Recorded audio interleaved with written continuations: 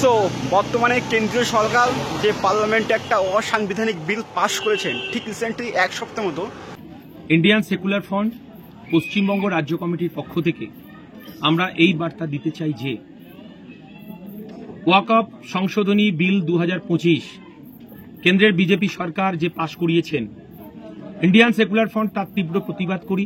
সেই সঙ্গে সঙ্গে সারা পশ্চিমবঙ্গ সহ সারা ভারতবর্ষের সমস্ত জাতি, সমস্ত ধর্মের মানুষ রাস্তায় নেমেছে এই কারণেই, কারণ এই বিজেপি সরকার যেভাবে আদিবাসী, দলিত, সংখ্যালঘু মানুষের উপর অত্যাচার নামিয়ে এনেছে এবং এই সংখ্যালঘু মানুষদের উপর তার ধর্মের উপর যেভাবে আঘাত নিয়ে এসেছে, আমরা তার তীব্র প্রতিবাদ করছি। এই কারণেই এই ওয়াকফ সংশোধনী বিলের মধ্য দিয়ে এই বিজেপি সরকার আজকে আমাদের মুসলমান ভাইদের তাদের সম্পত্তি দখল করার চেষ্টা করছে, হস্তগত করার চেষ্টা করছে।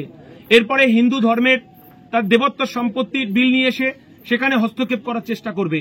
তারপরে গুরুদ্বারার বিল নিয়ে এসে গুরুদ্বারার জমি দখল করার চেষ্টা করবে। আমরা বলতে চাইছি এটা অসাংবিধানিক এবং অনৈতিক। এই বিলের বিরুদ্ধে দাঁড়িয়ে আমরা প্রতিবাদ করছি। আগামীকাল যে আমাদের মিছিল, আমরা এই মিছিলের মধ্য দিয়ে এই বার্তা দিতে চাই বিজেপি সরকারের কাছে, কারণ বিজেপি সরকার এই বিলের মধ্য দিয়ে যে আদানি, আম্বানি এবং কর্পোরেট জগতের মানুষ, কর্পোরেট জগৎকে তার হাতকে শক্তিশালী করার জন্য বিজেপি নরেন্দ্র মোদী, অমিত শাহরা এই বিল নিয়ে এসেছেন। আমরা তার তীব্র প্রতিবাদ করি। আগামীকাল আমাদের হাজার হাজার মানুষ শিয়ালদা থেকে আমরা পায়ে পা মেলাবো এই ওয়াকফ সংশোধনী বিলের প্রত্যাহার করার দাবিতে। এবং এটুকু আমরা চ্যালেঞ্জের সঙ্গে বলতে পারি যে সারা রাজ্যে যেভাবে আগুন জ্বলছে, আমরা তার তীব্র নিন্দা করি। এই রাজ্যের মুখ্যমন্ত্রীকে যথাযথভাবে প্রশাসনিক হস্তক্ষেপ করে এবং যারা সাম্প্রদায়িক সম্প্রীতি নষ্ট করছে তাদের বিরুদ্ধে স্টেপ নেওয়ার জন্য আমরা আবেদন করছি। সেই সঙ্গে সঙ্গে আমরা আগামীকালকে যে মিছিল, সেই মিছিলে আমরা আতঙ্কিত হচ্ছি যে যদি অন্য কোনো রাজনৈতিক দল তারা আমাদের আইএসএফ সাজিয়ে মিছিলে ঢুকিয়ে প্রভোকেশন তৈরি করতে পারে। তাই আমার কর্মী, সমর্থক, দরদি যারা নেতৃত্ব আছে, আমরা প্রথমেই যদি প্রভোকেশন তৈরি করে কাউকে যদি সন্দেহজনক আমাদের মনে হয়, সঙ্গে সঙ্গে আমরা ভিডিও করে আমাদের ঊর্ধ্বতন যারা নেতৃত্ব আছে, নেতৃত্বের সঙ্গে যোগাযোগ করে তাকে পুলিশ প্রশাসনের হাতে আমরা তুলে দেওয়ার ব্যবস্থা করব। কিন্তু আমরা আইন নিজের হাতে তুলে নেব না। এবং কালকে আমাদের যারা কর্মীরা এই মিছিলে অংশগ্রহণ করবেন, দরদি, সমর্থক, তারা প্রত্যেকেই এক একজন স্বেচ্ছাসেবক এবং ভলেন্টিয়ার্সের ভূমিকা পালন করবেন।